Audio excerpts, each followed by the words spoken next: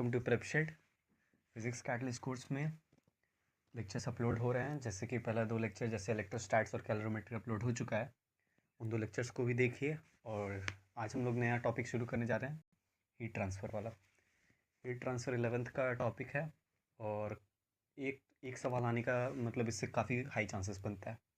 ठीक है, तो इस चैप्टर को ढंग से कीजिएगा। मोस्ट ऑफ द जनता जो होता है ना, वो हीट ट्रांसफ़र, कैलोरीमेट्री इस तरह के टॉपिक से डरता है, क्योंकि उन लोग को मतलब ज़्यादा अच्छा अंडरस्टैंडिंग नहीं बन पाता इस चैप्टर्स में। जिसको अंडरस्टैंडिंग है वो तो करेगा ही। ठीक है, तो हम वही अंडरस्टैंडिंग डेवलप करवाने की कोशिश कर रहे हैं। वेबसाइट में आप लोग मेरे साथ बने रहिए और देखते रहिए आगे के लेक्चर्स। अभी हम लोग स्टार्ट करने जा रहे हैं हीट ट्रांसफ़र। हीट ट्रांसफ़र का पहला सवाल लेते हैं। तो ये वाला सवाल देखो, 3 identical rods ABC of equal length and equal diameter are joined in series as shown in the figure. Their thermal conductivities are 2K, K and K by 2 respectively. Calculate the temperature at the two junctions. दो junction कौन सा? A और B को मिलाने वाला एक junction और B और C को मिलाने वाला एक जंक्शन। ठीक है, इन दोनों का टेम्परेचर का नाम भी दे दिया है T1 और T2। तो इन दोनों T1 और T2 का वैल्यू पूछ रहा है। ठीक है, तो हीट ट्रांसफ़र ज़्यादातर करंट इलेक्ट्रिसिटी से मिलता हुआ, जैसा कि हम लोग जानते हैं। वहाँ पर V is equal to I R होता है ना, वैसे यहाँ पर I is equal to V by R करके एक एक्सप्रेशन बनता है, जहाँ पर I को रिप्लेस करता है dQ बाई dt, V को रिप्लेस करता है डेल्टा T और R होता है L बाई के ए।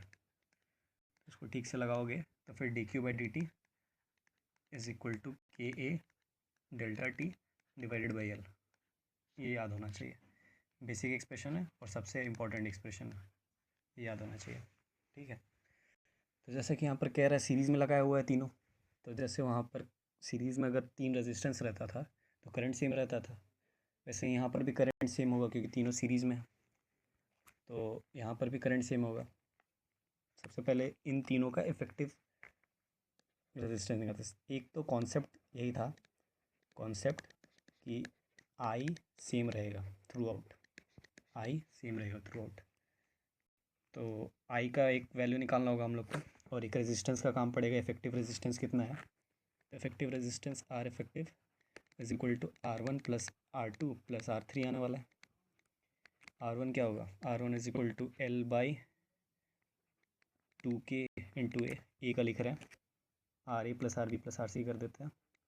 ठीक है, प्लस RB कितना होगा? L बाई KA, क्योंकि उसका K बोला हुआ है थर्मल कंडक्टिविटी, प्लस RC कितना होगा? 2K बाई मतलब 2L बाई KA। ठीक है, तो इन तीनों को जब तुम ऐड करोगे तो तुम्हारा वैल्यू आएगा 7L by KA are effective. तो हम लोग जानते हैं करंट सेम दौड़ेगा, तो करंट का वैल्यू कितना होगा? करंट का वैल्यू होगा V by R. V by R जहाँ पर V होता है यहाँ पर डेल्टा T के बराबर, तो डेल्टा T देखो, हम ये वाला पोर्शन जो सबसे साइड में और ये वाला पोर्शन जो सबसे साइड में है, उन दोनों को हम कंसिडर करेंगे। ठीक है, तो यहाँ पर से हमको करंट का वैल्यू निकालने की कोशिश कर रहे हैं। तो टेम्परेचर डिफरेंस बताओ, जो वोल्टेज की तरह काम करता है यहाँ पर, वो होगा 100 माइनस 0, तो 100 माइनस 0 और divided by resistance. Current same दौड़ रहा है, उसका वैल्यू हम निकाल रहे हैं 100 minus 0 V divided by resistance अभी हम लोग निकाले हैं 7L by 2KA। 7L by 2KA है ये। ठीक है ना, ये इसको ऊपर लिख लेते हैं।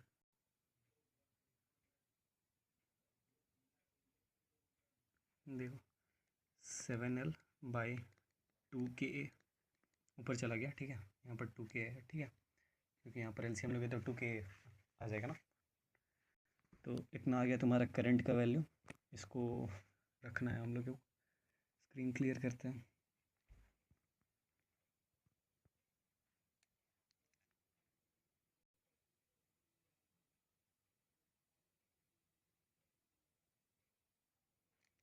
ठीक है, तो ये जो हम लोग का करंट है, अब यहाँ पर ध्यान दो, करंट सेम दौड़ने वाला है। इसका मतलब अगर ये वाला और ये वाला जंक्शन पे अगर हम लोग ध्यान दें तो इन दोनों के बीच में भी करंट आई ही दौड़ेगा, जो यहाँ पर से निकाल लें। तो इसका वैल्यू भी बराबर होगा, ये आई इक्वल होगा। यहाँ पर अगर हम करंट लिखने की कोशिश करें तो यहाँ पर वोल्टेज डिफरेंस कितना है, मतलब टेम्परेचर डिफरेंस 100 माइनस टी, और यहाँ पर इसका रेजिस्टेंस कितना है, यहाँ पर इसका रेजिस्टेंस होगा एल है और डिवाइडेड बाई 2K। ठीक है, तो इसको यहाँ पर इससे इक्वेट कर देते हैं, तो 100 into 2Ka divided by 7L आएगा। दोनों को सॉल्व करो, 2Ka से 2Ka चला गया, L से L चला गया, तो 100 माइनस टी का वैल्यू 100/7, 100/7 मतलब 14.2 के आसपास। तो यहाँ पर से 100 टी इज इक्वल टू 14.2, इसका मतलब टी को उधर इधर, तो टी का वैल्यू 100 माइनस 14.2, तो ये 85 पॉइंट कितना 85.7 के आसपास आ रहा है। ठीक है ना, 85.7 के आसपास आ रहा है, वही आएगा 85.7, 85.8 के आसपास आएगा। चलो, तो ये आ गया मेरा T1 का वैल्यू। सवाल तो यहीं पर ख़त्म हो गया, क्योंकि हम लोग का जो आंसर आया ना, वो देखो T1 निकालने से ही हम लोग को सेकंड वाला भी मालूम चल जाएगा, क्योंकि एक ही ऑप्शन है जिसमें 85.7 दिया हुआ है। लेकिन सेकंड वाला निकालना चाहो तो निकाल सकते हो। सेकंड वाला के लिए भी कुछ नहीं करना है, सेकंड वाला के लिए बस इन दो जंक्शन के बीच में लिख देना, एक यहाँ और एक यहाँ के बीच में करंट लिख दो, या फिर चाहो तो फिर T2 और ये 0 डिग्री सेल्सियस के बीच में लिख दो। लिख के बता देते एक्सप्रेशन, तुम लोग सॉल्व कर लेना। ठीक है, तो यहाँ पर करंट I जो हम लोग निकाले हो उसको सब्स्टिट्यूट कर देना इधर, और इसका हम लिख दे रहे हैं करंट, ये T2 minus 0 divided by L 2L/Ka है इसका। ठीक है, तो ये इसका करंट आ गया, इसको तुम इसके साथ इक्वेट कर देना, तो वैल्यू आ जाएगा 57.1। ठीक है, तो इसका आंसर सी आ जाएगा। चलो, तो नेक्स्ट क्वेश्चन देखते हैं। नेक्स्ट क्वेश्चन में क्या दे रखा है,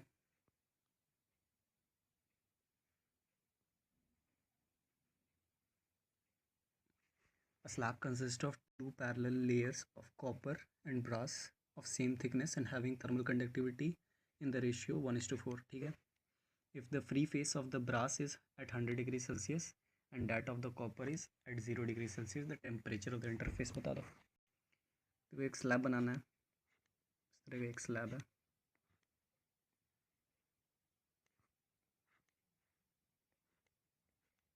ठीक है, ये 2 लेयर से बना हुआ है, मतलब 2 भागों में बटा हुआ है। ठीक है, एक लेयर तुम्हारा कॉपर से बना हुआ है और दूसरा लेयर तुम्हारा ब्रास से बना हुआ है।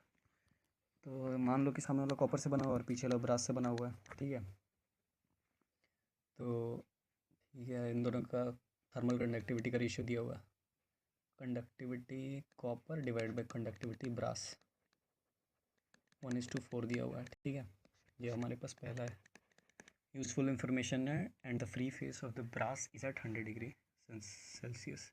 मतलब ये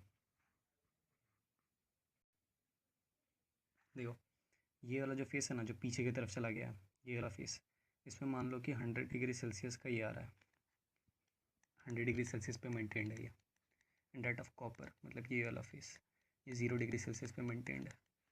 और कहा गया है कि सेम थिकनेस का है दोनों लेयर, इसका मतलब यहाँ से यहाँ तक का लेंथ अगर L मानोगे, और तो फिर यहाँ से यहाँ का भी लेंथ भी L हो जाएगा। ठीक है, और ये जो इंटरफेस है ना, जो यहाँ से दोनों जुड़ा हुआ है, चिपका हुआ है, जो भी कहो, तो इसका टेम्परेचर हम लोग को बोल रहा है, इसका टेम्परेचर क्या होगा बता दो।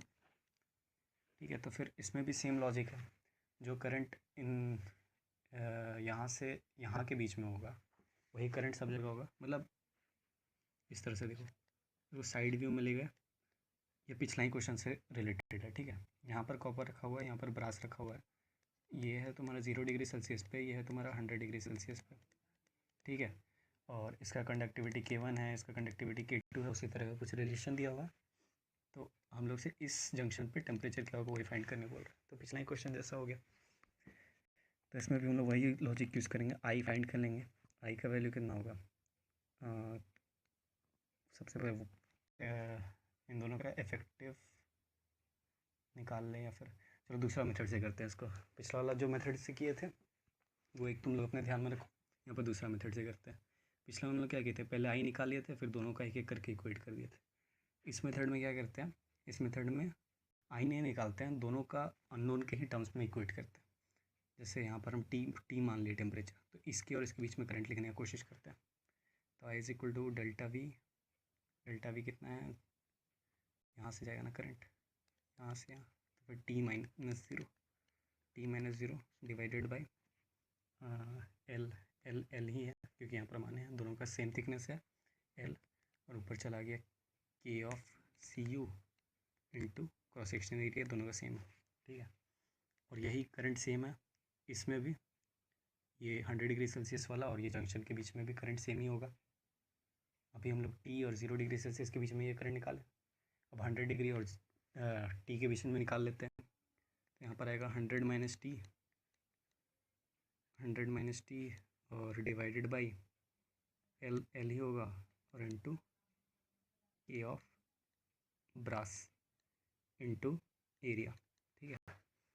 तो दोनों को इक्वेट करने से क्या आएगा, T into K of copper, area तो कट गया, टी इंटू के और एल भी कट जाएगा, T into K of copper is equal to 100 minus T whole into K of brass, ठीक है। तो फिर K of copper by K of brass तो हम लोग के पास है, तो फिर इसको यहाँ ले आते हैं, T is equal to 100 minus T, और के ऑफ कॉपर को यहाँ पर डिवाइड में लेके आएंगे, तो फिर K of brass by K of copper का वैल्यू 4 हो जाएगा, यहाँ से यहाँ पर पुट कर दिया, ठीक है। तो 400 minus 4t is equal to T, this implies 3t, this implies 5t होगा, ये उधर चला जाएगा, 5t इज इक्वल टू 400, इसका मतलब t का जो वैल्यू आएगा वो आएगा 80 डिग्री सेल्सियस। तो कौन सा ऑप्शन हो जाएगा, सी ऑप्शन इसका सही आंसर हो जाएगा, ठीक है। तो अब नेक्स्ट सवाल देखो, नेक्स्ट सवाल क्या कह रहा है, ये वाला सवाल, ये वाला सवाल को ध्यान से देखना, एक बार खुद से भी अटेम्प्ट करके देखो, ये काफ़ी हाई चांसेस है मेंस में इस बार आने का, ठीक है। थोड़ा सा कॉन्सेप्ट है, आराम से समझ जाओगे, एक बार खुद से अटेम्प्ट करो, उसका सॉल्यूशन देखो इसका। देखो हम बता रहे हैं, two conducting rods when connected between 2 points at constant temperature separately, the rate of flow through them is Q1 and Q2 respectively. मतलब दो रॉड्स हैं, एक रॉड ए है, ये रॉड ए, और एक रॉड बी है, मतलब दोनों को 2 पॉइंट्स के बीच में लगाया गया। मान लो कि इसको 2 पॉइंट, मतलब ये ए पॉइंट और ये बी पॉइंट के बीच में इसको फिट किया गया, और ये को बी, ए पॉइंट और बी पॉइंट सिमिलर पॉइंट के बीच में फिट किया गया, ठीक है। तो इसमें हम लोग पाए कि इसमें जो रेट ऑफ हीट फ्लो है, रेट ऑफ हीट फ्लो वो Q1 है, ठीक है। इसमें रेट ऑफ हीट फ्लो हम लोग का Q1 निकल के आया, और इसमें रेट ऑफ हीट फ्लो हम लोग का Q2 निकल के आया। रेट ऑफ हीट फ्लो से मतलब वही dQ/dt, dQ/dt का जो एक्सप्रेशन हम लोग पढ़े थे, delta T divided by R, यहाँ पर रेजिस्टेंस का वैल्यू होता था L डिवाइडेड बाई के ए, तो ये वही चीज़ है dQ/dt। एक का Q1 निकल के आया, एक का Q2 निकल के आया। अब कह रहा है ऑप्शंस में देखो, when they are connected in parallel the net rate of heat flow बता दो, when they are connected in series the net rate of heat flow बता दो। मतलब एक बार दोनों को सीरीज़ में कनेक्ट कर दिया, ये ए रॉड ये बी रॉड दोनों को सीरीज़ में कनेक्ट कर दे, तब बता दो rate of heat flow Q कितना है। और एक बार दोनों को पैरेलल में कनेक्ट कर दे, तो ए और बी, और यहाँ पर यही 2 पॉइंट्स, तो अब बता दो कि इन दोनों के बीच में Q कितना है, ठीक है। तो फिर यही वाला कॉन्सेप्ट को हम लोग यूज़ करेंगे। तो केस 1 जो हम लोग गिवन है ना, वहीं से शुरू करते हैं। dQ/dt मतलब पहला वाला रॉड का हम लोग लिखेंगे, तो Q1 is equal to constant temperature delta T मान लो, ठीक है, डेल्टा टी डिवाइडेड बाई इसका रेजिस्टेंस RA मान लो, ठीक है। और ये हम लोग का पहला ही क्वेश्चन हो गया। अब नेक्स्ट इक्वेशन में हम लोग Q2 लिखे हैं, Q2 का value delta T same temperature है और डिवाइड बाई RB मान लो, ये हम लोग का सेकंड इक्वेशन आ गया। हम लोग जब सीरीज़ में कनेक्ट कर देंगे, सीरीज़ में क्या होगा, सीरीज़ में ये ए रॉड ये बी रॉड, सीरीज़ में R इक्विवेलेंट का वैल्यू बताओ, बस यहीं पर है जो है। सीरीज़ में R इक्विवेलेंट क्या होगा, RA प्लस RB, ठीक है। आर ए हम लोग इक्वेशन 1 से पुट करेंगे। आर ए का वैल्यू क्या होगा इक्वेशन 1 से, delta T divided by Q1। R B का वैल्यू क्या होगा, delta T divide by Q2। ठीक है, और आर इक्विवेलेंट को भी हम लोग क्या लिख सकते हैं, delta T divided by Q equivalent, क्योंकि टेम्परेचर डिफरेंस तो कांस्टेंट ही है, बस Q इक्विवेलेंट निकालना हम लोग को। तो यहाँ से हम लोग को एक्सप्रेशन आ जाएगा, डेल्टा टी सब जगह से कैंसिल हो जाएगा, तो 1/Q equivalent is equal to 1/Q1 plus 1/Q2 series में ये वाला एक्सप्रेशन आएगा। और इसको जब तुम सॉल्व करोगे तो इरेज करने तो स्पेस नहीं है, इसको जब तुम सॉल्व करोगे तो फिर यहाँ पर Q इक्विवेलेंट का वैल्यू आ जाएगा, Q equivalent is equal to Q1 Q2 divide by Q1 plus Q2। ठीक है, तो कौन सा ऑप्शन मैच कर रहा है, कनेक्टेड इन सीरीज़। ठीक है, डी ऑप्शन मैच कर रहा है, सीरीज़ के लिए डी ऑप्शन मैच कर रहा है। इसमें और एक ऑप्शन सही रखे हैं, जानबूझ के रखे हैं, क्योंकि एक तरह से एनालिसिस करने के लिए ये सवाल डाले हैं कि तुम लोगों को समझ आए कि क्या कॉन्सेप्ट है इसके पीछे। जब पैरेलल में हम लोग कन्वर्ट करेंगे, तो पैरेलल में जब हम लोग कनेक्ट कर रहे हैं तो ए रॉड और बी रॉड, ए रॉड और बी रॉड का अब आर इक्विवेलेंट क्या होगा, R equivalent is equal to R1 R2, वो वाला एक्सप्रेशन से लिखो।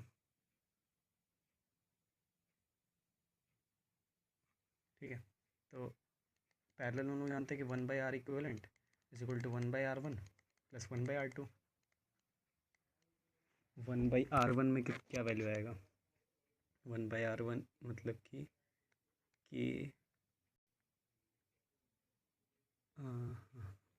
यहाँ से मतलब R1 का वैल्यू ये वाला इक्वेशन से पुट करना ना। हाँ, थोड़ा कन्फ्यूज़ हो गए थे। देखो ये आर ए और आर बी होगा ना, आर इक्विवेलेंट आर ए और आर बी होगा, तो आर ए का वैल्यू यहाँ से पुट करेंगे तो फिर delta T divide by Q1, फिर यहाँ पर आ जाएगा Q1 divide by delta T plus R B का वैल्यू कितना आ जाएगा, Q2 divide by delta T, और आर इक्विवेलेंट कितना हो जाएगा, Q जो निकालना है डिवाइड बाई डेल्टा टी। तो डेल्टा टी कैंसिल हो जाएगा सब तरफ से, तो Q effective is equal to Q1 plus Q2 आ जाएगा पैरेलल में। ये एक आंसर पैरेलल वाला, और यहाँ पर एक सीरीज़ वाला। ठीक है, तो सीरीज़ वाला के लिए तो हमने निकाल दिया डी ऑप्शन, और पैरेलल वाला के लिए when they are connected in parallel the net rate of heat flow is Q1 plus Q2। A option सही हो जाएगा इसके लिए। ठीक है, काफ़ी इंपॉर्टेंट सवाल है, इसको अपना नोट्स अगर प्रिपेयर कर रहे हो तो उस नोट्स में डाल लो। ठीक है, ताकि एग्ज़ाम के समय एक बार रिवाइज़ कर लेना। आओ अगला क्वेश्चन देखते हैं, अगला क्वेश्चन क्या कह रहा है। अगला क्वेश्चन ये रहा, 3 rods of material X and 3 rod of material Y, मतलब 3 rod X का है 3 rod Y का है, are connected as shown in the figure, all rods are of identical length and cross section area। ठीक है, सबकी का लेंथ और क्रॉस सेक्शन एरिया सेम है, समझ आता है यहाँ तक। If the end A is maintained at 60 degree Celsius, ये जादू का बात, 60 डिग्री सेल्सियस पे end A, end the junction E is at 10 degree Celsius, 10 degree Celsius पे इसको मेंटेन किया गया है। ठीक है, find the effective thermal resistance given the length of each rod is equal to 1 unity मान लिया है। ठीक है, area of the cross section A, conductivity of the rod of X is equal to K conductivity of Y, मतलब K of X is equal to K और K of Y is equal to 2k। ये 2 और ये 2, यही सब information provided है। हम लोग को क्या निकालना है, इफेक्टिव थर्मल रेजिस्टेंस। रेजिस्टेंस क्या होता है, L/Ka, शुरुआत से बात करते आ रहे हैं। ठीक है, हम लोग इसको इक्विवेलेंट इलेक्ट्रिकल सर्किट में ब्रेक करते हैं, ज़्यादा समझ आएगा कि क्या करना चाह रहे हैं यहाँ पर। ऐसे एक रेजिस्टेंस AB के बीच में, एक रेजिस्टेंस BC के बीच में, एक रेजिस्टेंस CE के बीच में, एक रेजिस्टेंस BD के बीच में, और एक रेजिस्टेंस DE के बीच में, ये कनेक्टेड है। यहाँ पर एक CD के बीच में भी एक लगा हुआ है।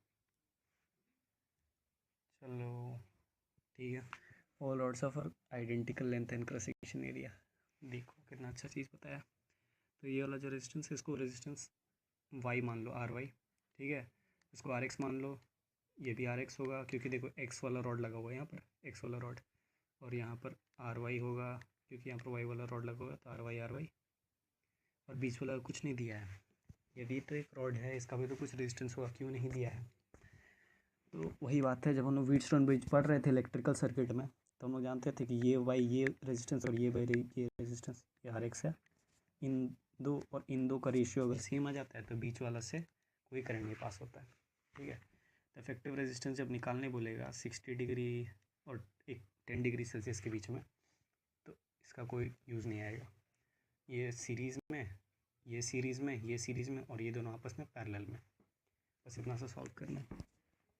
आर वाई का वैल्यू निकाल के रख लेते हैं। सबसे पहले आर वाई क्या होगा, लेंथ 1 मानने बोला है, यूनिटी 1, के कितना मानने बोला है 2K, और एरिया ऑफ क्रॉस सेक्शन ये मान लेते हैं, ठीक है। और आर वाई इतना आ गया, ठीक है। आर एक्स कितना आएगा, R X is equal to length 1 मानने बोला है, कंडक्टिविटी के मानने बोला है, और एरिया ही है, ठीक है। तो R X plus R X होगा यहाँ पर, तो इन दोनों को सम अप करके 2RX आएगा, 2RX आएगा इसका रेजिस्टेंस, जिसका वैल्यू होगा 2 टाइम्स ऑफ दिस, तो फिर 2/KA, और यहाँ पर ये 2 टाइम्स ऑफ RY आएगा, मतलब 1/KA, ठीक है। और ये दोनों पैरेलल में, मतलब कि ये दोनों पैरेलल में, मतलब इन दोनों का प्रोडक्ट डिवाइडेड बाई इन दोनों का सम, ठीक है। तो इन दोनों का प्रोडक्ट मतलब इस पूरा का इक्विवेलेंट हम लिख रहे हैं, देखना, इस पूरा का इक्विवेलेंट के लिए इस ये इंटू ये 1/KA into 2/KA divided by दोनों का सम, दोनों का सम कितना होगा 3/KA होगा, एक के से एक के चला जाएगा, तो आंसर आएगा यहाँ पर 2/3KA। ये इस पूरा पैरेलल कॉम्बिनेशन का आ गया, ठीक है। और इसके साथ एक आर वाई सीरीज़ में, मतलब इसको अभी भी आर वाई से ऐड करके जो आंसर आएगा वही होगा इक्विवेलेंट रेजिस्टेंस। तो 2/3KA जो हम लोग का आया है वो सीरीज़ में है आर वाई के साथ, तो प्लस 1/2KA, तो इन दोनों का एलसीएम ले लो 6KA, और ये 4 + 3 7, तो ये जो भीड़ से निकल के आ रहा है यही हम लोग का answer 7/6KA is the answer for this question, ठीक है। इंटीजर टाइप में दे सकता है तुमको कि x/KA अगर है आंसर तो x का वैल्यू बताओ, इस तरह का सवाल आ सकता है, इसीलिए इसमें ऑप्शन नहीं रखा है क्योंकि एक इंटीजर टाइप भी होना चाहिए ना। तो x/KA में x का वैल्यू क्या हो जाएगा 7/6, तो 7/6 वहाँ पर बोलेगा इनपुट करना, कह रहे। चलो अब आगे देखते हैं। नेक्स्ट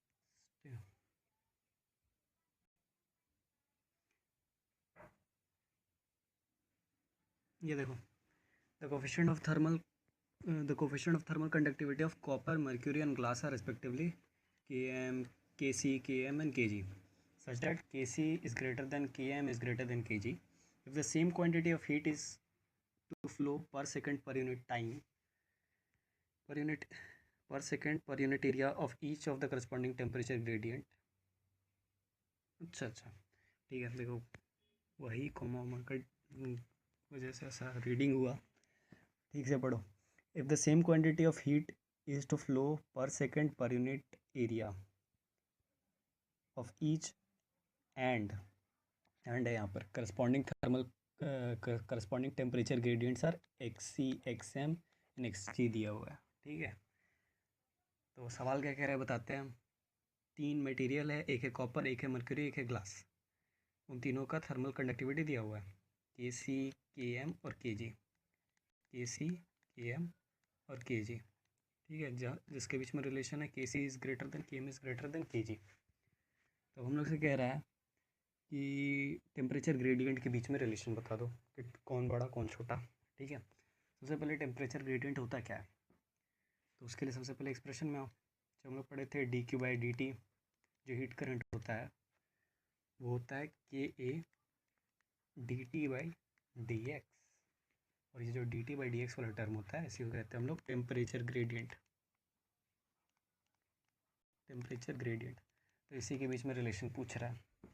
यहाँ पर क्या क्या दिया हुआ है, same quantity of heat is to flow per per second per unit area, मतलब कि D Q by D T और एक एरिया को भी नीचे हम लेते हो, तो फिर ये वाला एक्सप्रेशन हो जाएगा D Q by D T whole into 1 by area whole into area is equal to K into D T by D X. ये वाला जो लाइन लिखा हो ना, ध्यान से पढ़ो, same quantity of heat is to flow per second per unit area, मतलब per second per unit area, same quantity of heat, मतलब ये दो तीनों के लिए कांस्टेंट है, एक कांस्टेंट बन चुका है, ठीक है। तो इसका मतलब ओवरऑल एक्सप्रेशन क्या हो गया, K into D T by D X is equal to, ये टी कैपिटल टी है, टेम्परेचर ग्रेडियंट है ना, ये स्मॉल टी नहीं कैपिटल टी है, कैपिटल टी मतलब temperature, K D T by D X is equal to constant, जिसको K मान लो, ठीक है। तो इसका मतलब अगर D T by D x को अगर हम लोग लैम्डा नाम दें, D T by D x को हम लोग लैम्डा एज्यूम कर ले रहे हैं, तो के वन इंटू लैम्डा वन, या फिर इसका जो साइन कन्वेंशन दिया उसी के थ्रू चलते हैं, लैम्डा नहीं, ठीक है, एक्स, टेम्परेचर ग्रेडियंट को हम लोग को एक्स मानना होगा। तो इसका मतलब कि, और यहाँ पर तीन जो मटेरियल है, कॉपर, मर्क्यूरी और ग्लास, उस सब के लिए उनका नाम भी नीचे लिख देते हैं, मतलब कि K C into X C is equal to constant होगा, वही कॉन्स्टेंट इज इक्वल टू के सी के एम इंटू एक्स एम होगा, और वही इज इक्वल टू के जी इंटू एक्स जी होगा। तो ये वाला फॉलो करेगा रिलेशन। अब हमको दिया हुआ है, इसका मतलब कि पहला जो हम लोग को गिवन था, के सी इज़ ग्रेटर देन के एम इन के एम इज़ ग्रेटर देन के जी, ठीक है, ये रिलेशन दिया, और ये हम लोग के पास अलग दूसरा एक्सप्रेशन आ गया। एक चीज़ हम लोग जानते हैं, के इंटू एक्स बराबर कॉन्स्टेंट है, इसका मतलब K is inversely proportional to X है, साफ दिख रहा है, के और एक्स में इन्वर्स का रिलेशन, क्योंकि हाइपरबोला में भी यही होता है ना, कि एक्स बराबर रेक्टेंगुलर हाइपरबोला का जो ग्राफ पढ़ते हैं, तो वहाँ पर भी इन्वर्स वहाँ से रिलेट कर सकते हो तुम लोग, ठीक है। तो K is inversely proportional to X है, sorry for the inconvenience, battery कम है, K is inversely proportional to X है, इसका मतलब जो ये ट्रेंड था, ठीक है, इसका उल्टा ट्रेंड होगा एक्स में। तो इसका उल्टा ट्रेंड कहाँ दिख रहा है, एक्स जी सबसे बड़ा, फिर एक्स सी, फिर एक्स एम, नहीं ये नहीं है, फिर एक्स सी सबसे बड़ा, एक्स जी सबसे बड़ा होगा भाई, एक्स जी सबसे बड़ा, फिर एक्स एम, फिर एक्स सी, तो सी ऑप्शन सही है, एक्स सी सबसे कम, फिर उसके बाद एक्स एम, उसके बाद एक्स जी। तो ये इन्वर्स रिलेशन वाला लॉ फॉलो कर रहा है, उसी के बेसिस पे यहाँ पर कर सकते थे आराम से। अगला सवाल देखते हैं, अगला सवाल क्या कह रहा है,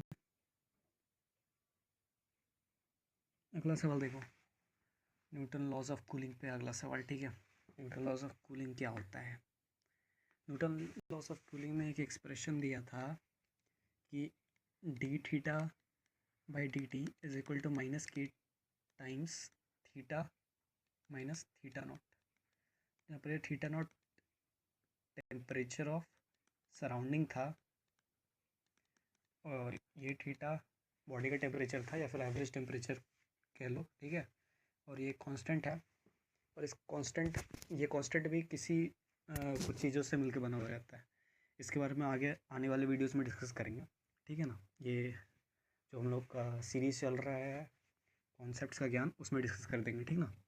ये न्यूटन लॉज ऑफ कूलिंग का ये वाला पार्ट, ठीक है। और ये D theta by D T, D theta by D T मतलब कि थीटा क्या है, थीटा यहाँ पर टेम्परेचर चेंज, टेम्परेचर को रिप्रेजेंट कर रहा है, या फिर इसको D T by D capital T by D T भी लिख सकते थे, is equal to minus K times T minus T not, ये एक्सप्रेशन में लिख सकते थे, ठीक है।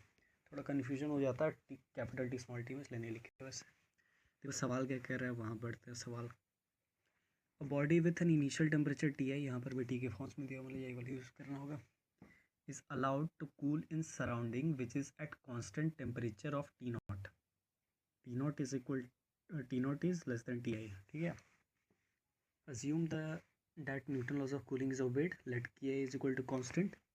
K is equal to constant. The temperature of the body after time T is best expressed by T is equal to Ti minus T naught into e का power minus Kt plus x times of T naught. Find the value of x बताना है, ठीक है। तो इसी expression को simple integrate करके आ जाएगा, ठीक है। ये वाला एक्सप्रेशन लोग जानते हैं, D of T divide by D T, मतलब temperature change in D T time is equal to minus K times temperature of body minus temperature of surrounding. इसको एक तरफ करके इंटीग्रेट कर दो, D T divide by T minus T naught is equal to minus K D T, ठीक है। ये integrate और यहाँ पे इंटीग्रेट, तो इसका इंटीग्रेशन क्या आएगा, L N T minus T naught, इस पर लिमिट्स पुट करना है। इनिशियल टेम्परेचर मेरा टी आई था, फाइनल टेम्परेचर टी मान लो, ठीक है, इज इक्वल टू इसका इंटीग्रेशन माइनस के टी, इस पर भी लिमिट्स पुट करना है। इनिशियल टाइम 0 था और फाइनल किसी टाइम टी पे देख रहे हैं हम लोग, ठीक है। तो इसको एक बार पुट करो, ठीक है, एल एन लिमिट्स पुट कर रहे हैं इस पर, L N T minus T naught divided by T I minus T naught आएगा।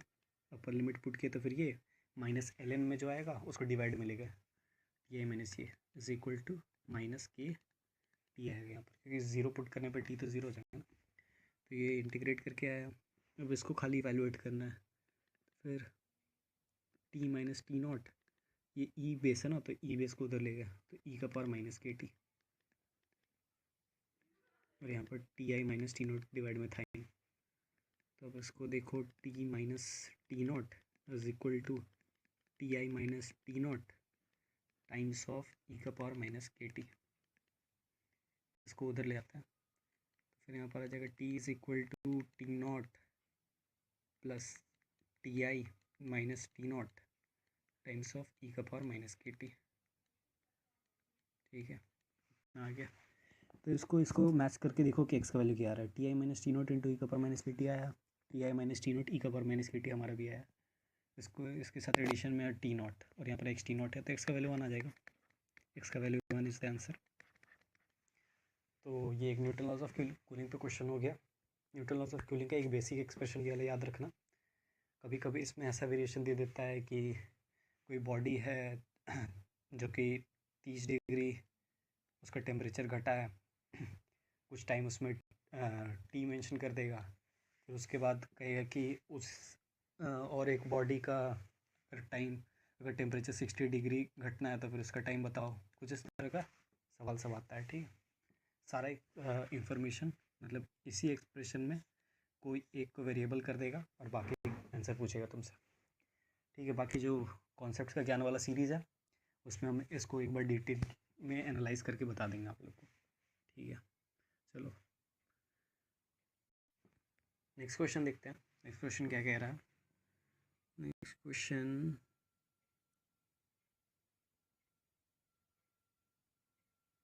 ये रहा, ठीक है।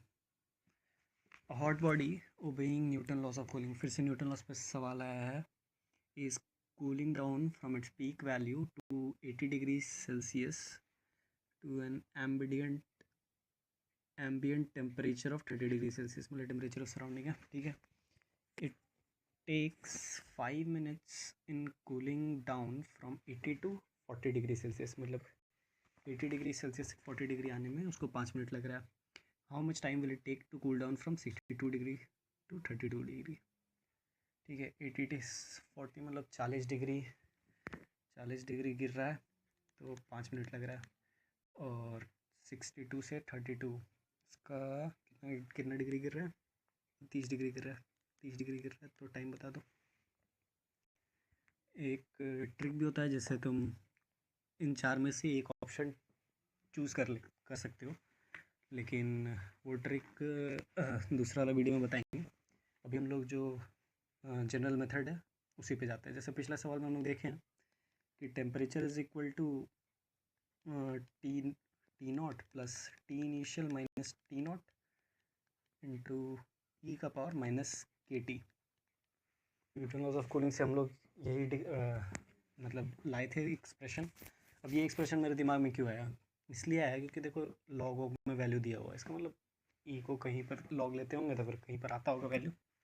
चलो इसमें वैल्यू पुट करके देखते हैं।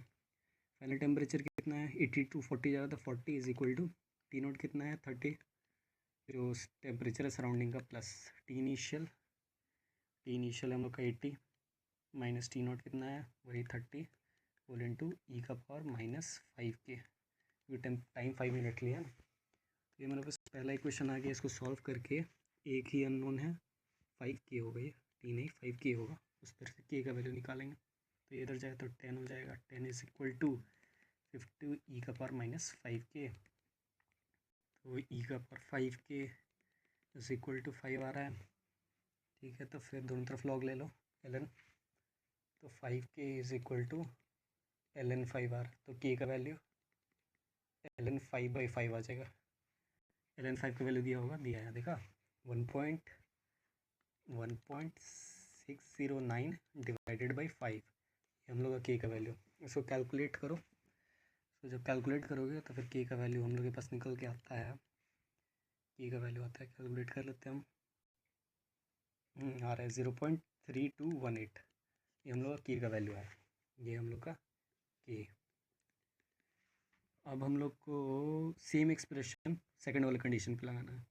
हम लोग के पास के आ गया, तो अब इस सेकंड वाले का वैल्यू लिख उठा के अगर हम लोग इस इक्वेशन में पुट करेंगे, तो हम लोग के पास टी फाइनल है, टी नॉट है, टी इनिशियल है, टी नॉट है, ई का वैल्यू तो ठीक है, और के भी आ गया हम लोग के पास, सिर्फ टाइम अननोन बच जाएगा, तो उसमें पुट कर देना के का वैल्यू, तो आ जाएगा। जैसे हम पुट करके बता दे रहे हैं, टेम्परेचर फाइनल कितना है 32 is equal to 30 plus 62 minus 30 whole into E का पावर -0.3218 टी, ठीक है 3218 T.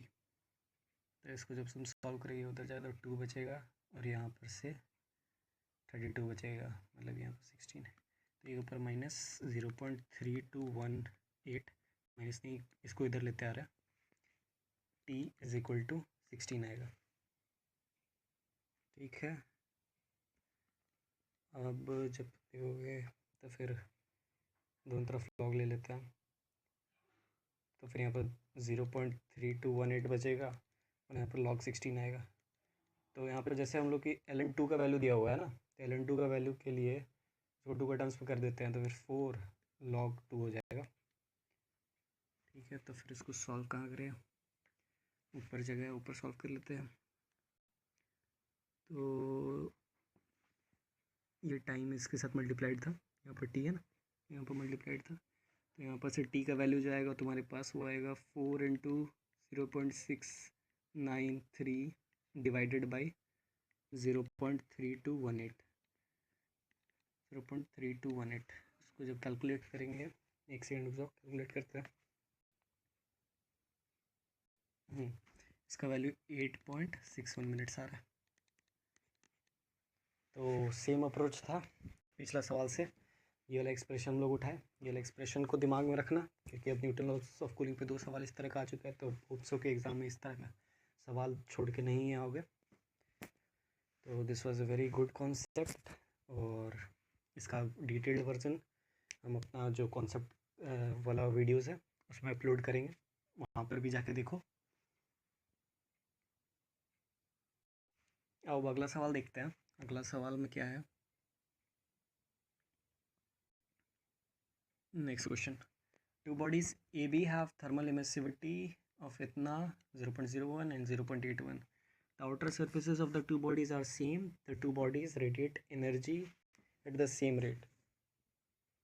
If the temperature of A दिया हुआ है, तो टेम्परेचर ऑफ B पूछ रहा है। ठीक है, ये IIT का सवाल है, 2 नंबर में आया था, 1 नंबर में पूछा था, मतलब 2 मार्क्स का सवाल था, हम उसको आधा कट किया। मेंस लेवल में काफ़ी अच्छा सवाल है। चलो तो देखते हैं। एमिसिविटी ऑफ ए दिया हुआ है 0.01, एक बार IIT का सवाल है तो रिस्पेक्ट बनता है भाई, खुद से एक बार ट्राई करो। Emissivity of A is equal to 0.01 और emissivity of B is equal to 0.81। ठीक है, तो ये दिया हुआ था outer surfaces of the two bodies are the same, मतलब कि अगर एक का सरफेस एरिया ए है तो दूसरा का भी सरफेस एरिया ए है, A of A is equal to A of B, तो दोनों का सरफेस एरिया बराबर है, वही कहना चाह रहे हैं। तो two bodies radiate energy at the same rate, मतलब कि power of A is equal to power of B. ठीक है, if the temperature of A दिया हुआ तो टेम्परेचर ऑफ बी बता दो। पावर का फॉर्मूला रटा हुआ होना चाहिए, पावर का फॉर्मूला होता है power of any body general लिख देते हैं पहले, power of any body is equal to E/A sigma T⁴, ये होता है पावर का एक्सप्रेशन। अब दोनों के लिए पावर बराबर है तो ये वाला जो टर्म होगा ये दोनों के लिए बराबर होगा, तो E of A emissivity of A into area of A into sigma into T of A का पावर 4, ये सिर्फ T ऑफ ए का पावर 4 है, is equal to emissivity of B area of B sigma और यहाँ पर T of B का power 4। क्या क्या कट गया, area of A area of B के बराबर है तो ये और ये चल बसा, सिग्मा सिग्मा दोनों तरफ से चल बसा, तो क्या आ गया, टेम्परेचर ऑफ बी निकाला ना, तो temperature of B is equal to E of A divide by E of B whole into T of A का पावर 4। वैल्यू पुट कर दो, आंसर आ जाएगा। E ऑफ ए दिया हुआ है, E ऑफ ए इतना, और इन दोनों को डिवाइड करो तो 1/81 आएगा, होल इंटू टेम्परेचर ऑफ ए 5802 का पावर 4। ठीक है, यहाँ पर टेम्परेचर ऑफ ए था, तो इसको सॉल्व करने पे आ रहा है वैल्यू, तो सॉल्व करोगे तो वैल्यू आएगा 1934 केल्विन्स। तो देख रहे हो IIT भी आसान सवाल पूछता है, और शर्त यही है कि तुमको कम से कम ये फार्मूला तो आना चाहिए। तो मेंस का तैयारी कर रहे हो तो फिर जो फरवरी में अटैम्प्ट है उसके लिए कोशिश करना कि जो इजी चैप्टर्स हैं, जैसे हीट ट्रांसफ़र काफ़ी लोग छोड़ के भी जाता है, तो इसके कम से कम ये सब फार्मूलाज ये सब देख लो तो काफ़ी हेल्प हो जाएगा एग्ज़ाम में। ठीक है, वीडियो पे बने रहो और आगे जो लेक्चर आएगा उसको भी फॉलो करना। ठीक है, तो इसका आंसर हो गया बी। नेक्स्ट क्वेश्चन देखो, नेक्स्ट क्वेश्चन क्या कह रहा है। नेक्स्ट क्वेश्चन है हमारे पास, अच्छा इसलिए ठीक है, the graph shown represent the variation of the temperature T of two bodies X and Y two bodies यहाँ पर ग्राफ दिया हुआ है, हैविंग सेम सरफेस एरिया, दोनों का सरफेस एरिया है सेम। ठीक है, वर्सेस टाइम और टेम्परेचर का ग्राफ दिया हुआ, वेरिएशन ऑफ टेम्परेचर और टाइम का। Due to the emission of radiation find the correct relation between emissivity and absorptivity powers of the two body. ये कैपिटल कर दो या स्मॉल कर दो, दोनों ऑप्शन में भी उसी तरह से दिया हुआ है, देख लेना अपने हिसाब से। ठीक है, तो कॉन्सेप्ट ये है कि किरचॉफ ने लॉ दिया था, किरचॉफ लॉ स्टेट करता है कि एमिसिविटी इज इक्वल टू अब्सॉर्प्टिविटी होता है किस कंडीशन में, उस कंडीशन में जब the body is in the state of thermal equilibrium with surrounding. ठीक है, सराउंडिंग। ठीक है, तो फिर यहाँ पर भी वही लॉ लग रहा है, emissivity is equal to absorptivity होता है, so the body which emits more is the body which absorbs more. मतलब कि देखो जैसे यहाँ पर दिया हुआ है कि EY is greater then EX और AY इज़ ग्रेटर देन, मतलब हम ऑप्शन से एलिमिनेट करके बताने की कोशिश कर रहे हैं कि किस किस का प्रोबेबिलिटी बनता है। यहाँ पर EY ज़्यादा है और AY भी ज़्यादा है, तो इसका प्रोबेबिलिटी बन रहा है, क्योंकि जिसका एमिसिविटी ज़्यादा है उसका एब्जॉर्प्टिविटी भी ज़्यादा होगा, तो ये एक तरह से सेंस मेक कर रहा है। सेकंड वाला ऑप्शन में EX ज़्यादा है लेकिन AY ज़्यादा है, सेकंड वाला ऑप्शन नहीं हो सकता है, तो इसको काट दो।